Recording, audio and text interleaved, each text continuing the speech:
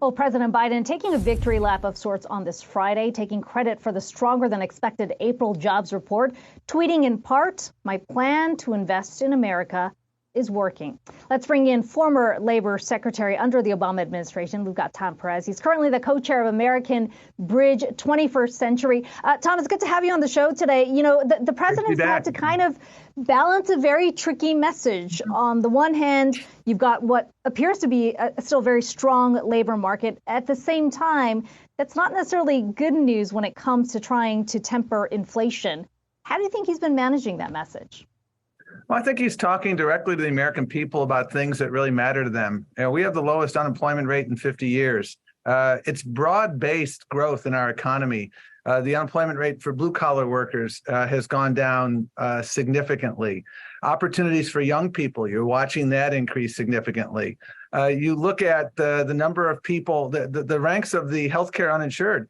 It's low. It's as low as it's ever been. And so I think the balance that the president is drawing is to show the progress we've made. And by the way, you know, as someone who spent a lot of time on numbers days talking to experts like yourself, you know, what so many of the pundits say right now is, oh, my goodness, we have a recession in the offing.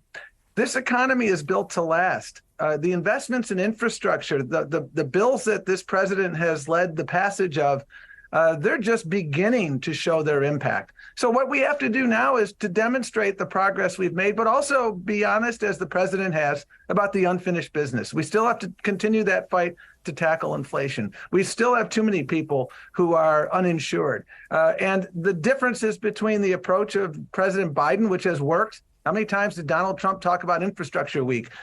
This president, Joe Biden, got infrastructure done. And that unfinished business is significant. And the differences between the two parties, the other party wants to take us off a fiscal cliff with the debt ceiling. That's not good for anyone in America. And that's what we're going to talk about, is what we've accomplished, the unfinished business, and the differences between the approach of Joe Biden getting things done and the approach of MAGA extremists, which is to burn the house down. That's not a strategy for success. Well, Tom, let's talk a little bit more about that fiscal cliff, because we certainly are looking at a showdown on the debt ceiling. President Biden used the opportunity today to say that the last thing the country needs after all we've been through is a manufactured crisis. How big of a risk, or how real is that risk, do you think, that we could potentially default? And what does that mean for jobs? Oh, that would be catastrophic. And that's why 3 times during the Trump administration, Republicans passed increases in the debt ceiling. I think it was 7 times in the Reagan administration. We have done this on a bipartisan basis. They want to have a conversation about budget priorities. You do that in connection with the budget that Congress must pass. You don't do that in connection with the debt ceiling. The Treasury Secretary has been very clear. We're very close to the precipice of a fiscal cliff. And the challenge here, and the reason this is different and in some ways scarier, is it only takes one Marjorie Taylor Greene to raise her hand and call for a vote on the tenure of Kevin McCarthy. And there are folks on the far right who are content with burning the house down. And that's not what America needs. At the end of the day, there is a negotiation, though, here happening. We know the president's going to be meeting with the House Speaker next week. Do you think that is there a temporary solution here where you raise the debt ceiling just for the short term to allow for more negotiation, or given the condition we're in right now, is that not the right approach? Well, I think the right approach is to have this conversation during the budget cycle, which is what we do every year and what we should do here. Again, people across an ideological spectrum. I talk to a lot of folks on Wall Street, people who are registered Republicans, independents, Democrats. What they all agree on is this would be catastrophic. We've always kept our word in our debt obligations. We have a budget cycle coming up. The fiscal year ends September the 30th. We have that budget discussion, and we bring together both sides, and we come together around a compromise. That's what we need to do. Again, how many times was the debt ceiling raised during the Reagan administration, during the Trump administration, when they had complete control in 2017 and 2018? They didn't take us to the edge of this fiscal cliff. These sort of threats are really going to hurt our economy, and I hope they will come to their senses and realize that the conversation should be had in connection with the budget for the upcoming fiscal year.